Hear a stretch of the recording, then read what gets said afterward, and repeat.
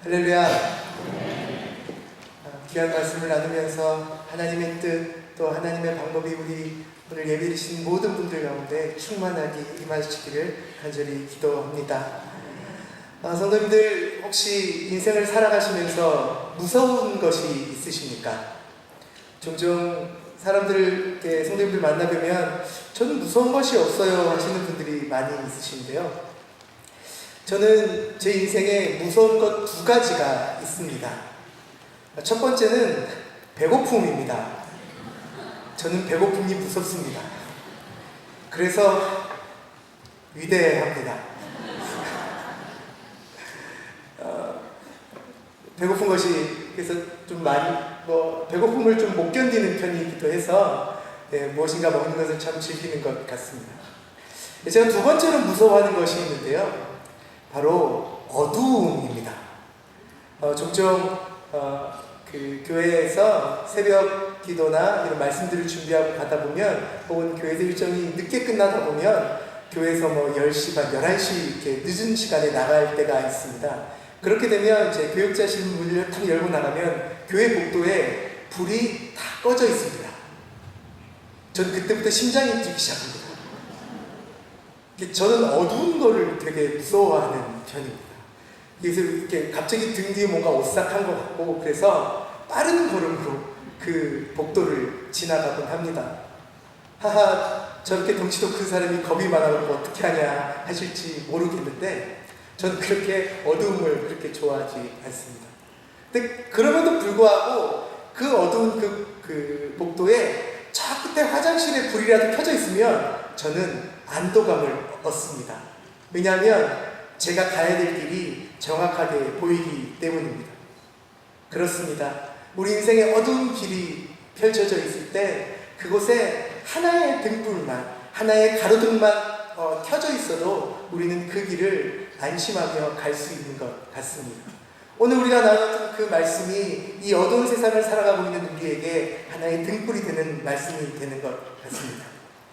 오늘 우리가 읽은 이 본문의 말씀은 21절부터 25절까지 두 가지 내용이 마치 이 어두운 길을 비추고 있는 가로등 두 개의 불빛이 함께 비추듯 두 개의 말씀이 어우러져 있습니다.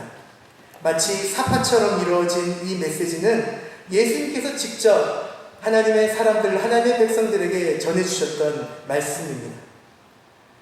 여기서 강조되는 메시지는 예수님의 가르침을 받은 자, 하나님의 말씀을 받은 자들이 너희들이 어떻게 살아야 될지, 너희들이 그 빛을 받았다면, 그 말씀을 받았다면 어떻게 살아야 될지에 대한 책임을 말씀해 주십니다.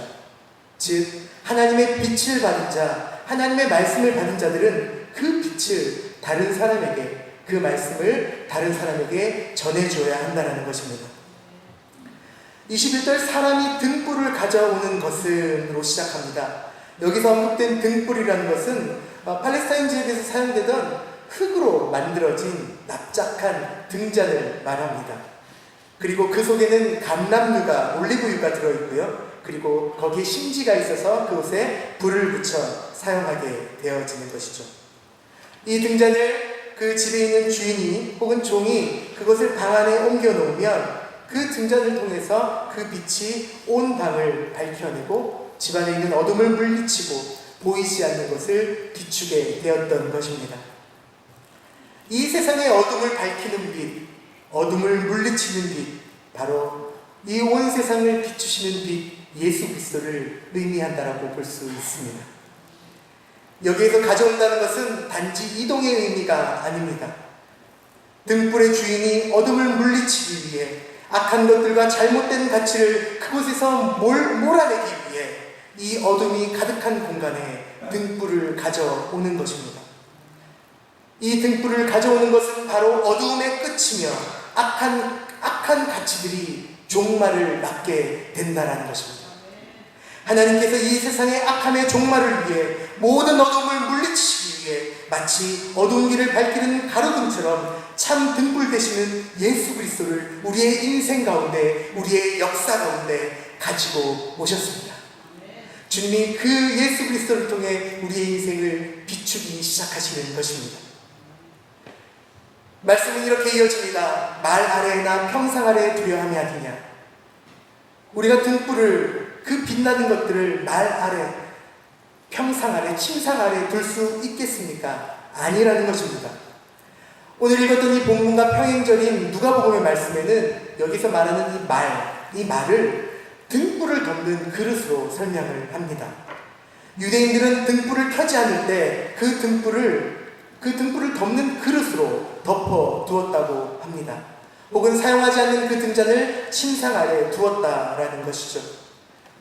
이것은 곧 등불의 불을 소용없게 만드는 행동으로 상징적으로 우리 인생 가운데 하나님의 역사, 우리의 인생의 역사를 주관하시는 하나님의 말씀, 예수 그리스도의 삶을 왜곡하고 단절시키게 만드는 세상의 부와 이익, 우리의 개인적인 욕심과 욕망을 의미한다는 것입니다.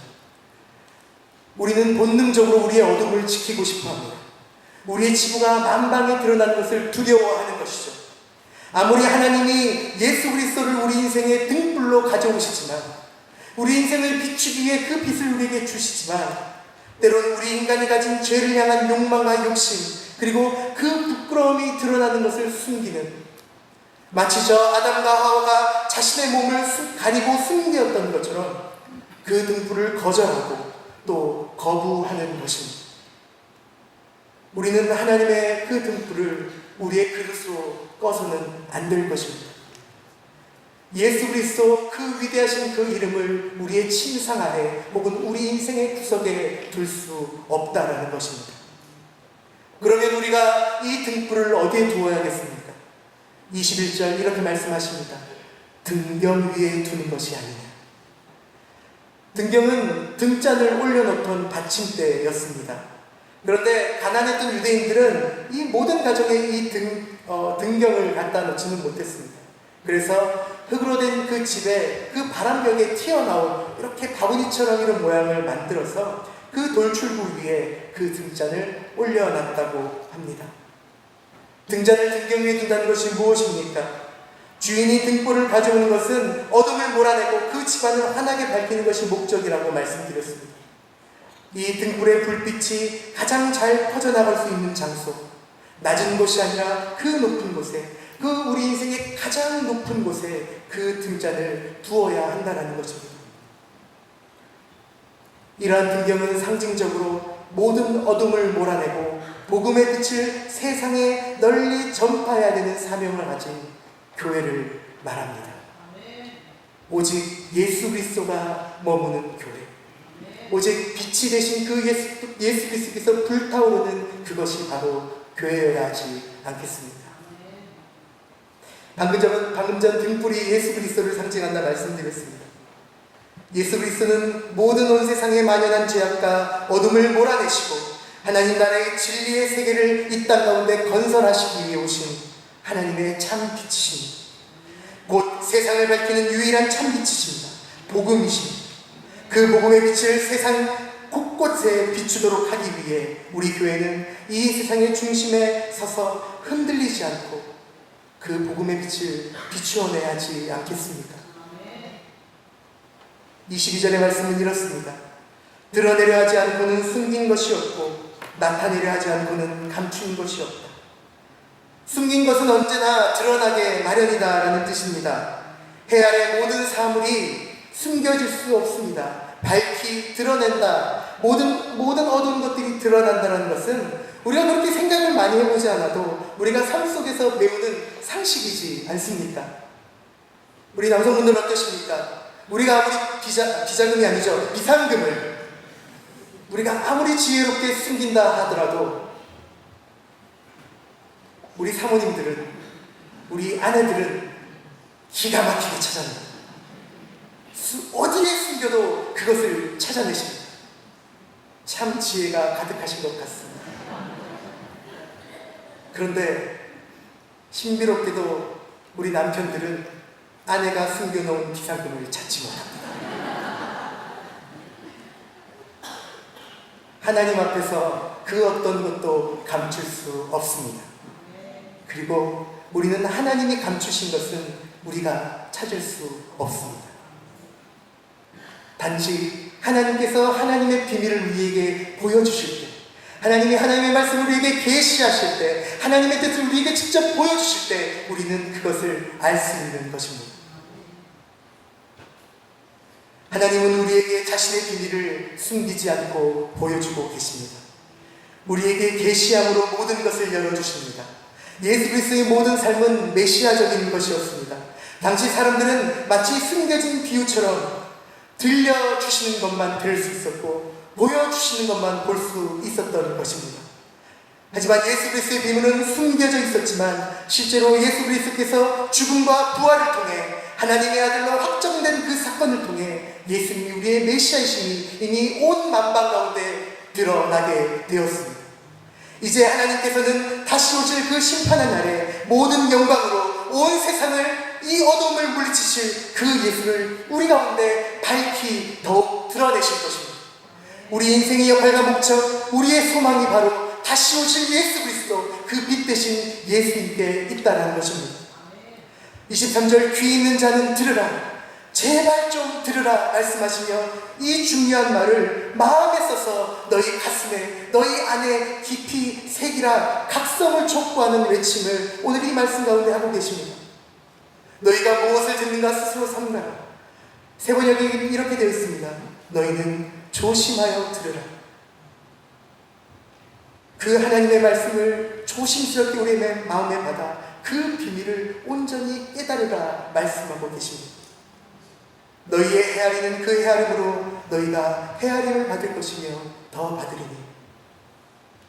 우리가 복음을 우리 마음 가운데 잘 박힌 모처럼 그렇게 우리가 깊숙이 박혀 드린다면 우리의 그릇에 그 말씀은 우리 인생의 그릇에 풍족히 채워질 것입니다.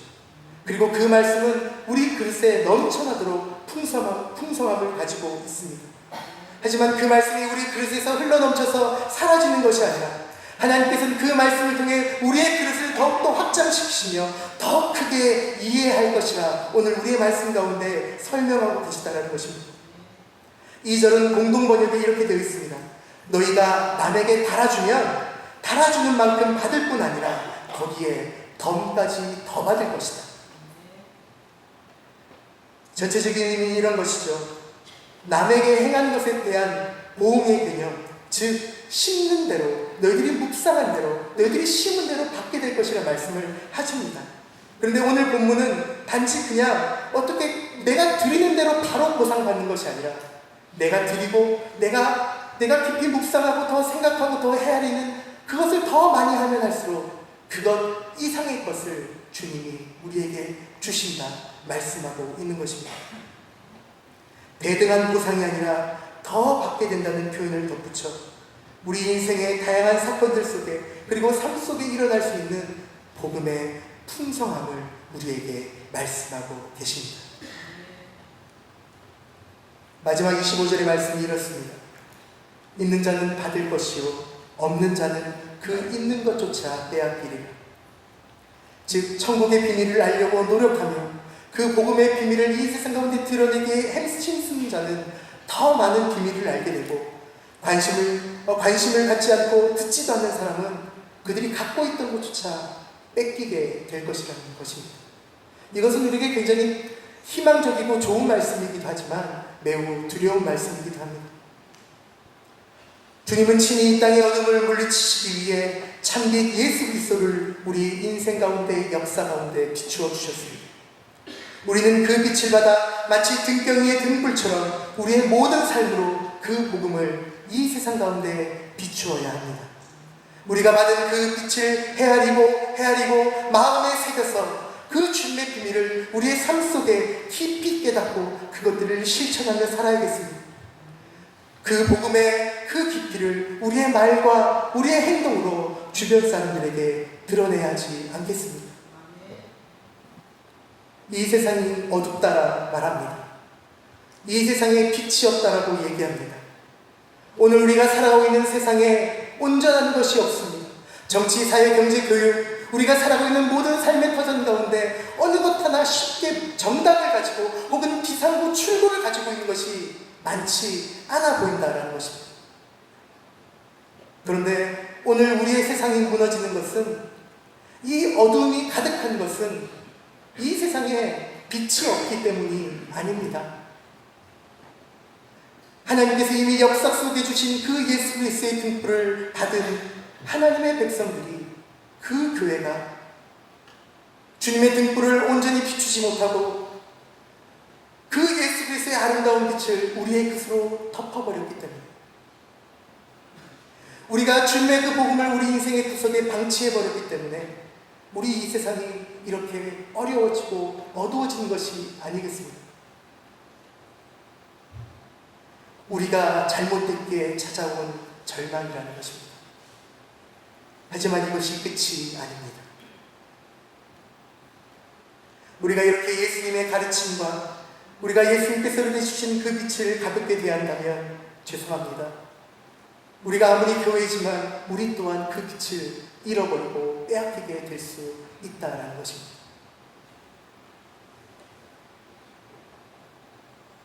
오늘 1:1 제자 양육 수주간 수고하신 분들이 수료를 하시는 날입니다. 이 1:1 제자 양육의 그 핵심의 사역이 오늘 이 말씀 가운데 있습니다. 예수 그리스도가 누구인지 알고 그분과 함께 살아가는 삶을 주를 따르는 그 제자들에게, 하나님의 백성들에게 소개하고 그것들을 훈련해 하나님의 제자가 되게 하는 것, 이것이 바로 여러분이 공부하신 수료하신 제자 양육 아니십니까? 우리가 이렇게 살 수 있었으면 좋겠습니다. 부디 지난 시간을 기억하시며 마치 훈련받지 않은 것처럼 살지 마시고 하나님의 말씀, 그 복음 앞에 정직하시고 겸손하고 반듯한 등경이 되셔서 가정과 직장과 세상 속에 빛 대신 복음을 드러내는 주님의 제자들 되시기를 간절히 기도합니다. 그리고 우리 또한 그 받은 주님의 빛을 우리 세상 가운데 깊이 헤아리고 그것들을 비추어내는 이 자리에 앉으신 모든 분들이 되시기를 간절히 기도하겠습니다. 함께 기도하시겠습니다. 우리 인생의 주인 되신 주님, 이 시간 우리를 주님의 전에 부르시고 주님께 예배함으로 이 귀한 시기를 보내게 하시니 감사드립니다. 주님, 우리들로 예수님의 등불을 꺼뜨리지 않게 하여 주시옵소서. 주님이 우리에게 주신 그 복음, 그 빛으로 허락하신 가정과 직장, 이 땅을 밝히는 주님의 등경으로 살아갈 수 있도록 우리의 삶과 주님이 사랑하시는 제주영락교회를 인도하여 주시옵소서. 주여, 우리의 부족함과 연약함을 긍휼히 여기시고 주님의 뜻을 마음속 깊이 헤아림으로 주님의 뜻을 이 땅에 밝히는 등불로 살아가게 인도하여 주시옵소서. 우리의 빛이 되시는 예수 그리스도의 이름으로 기도드립니다. 아멘.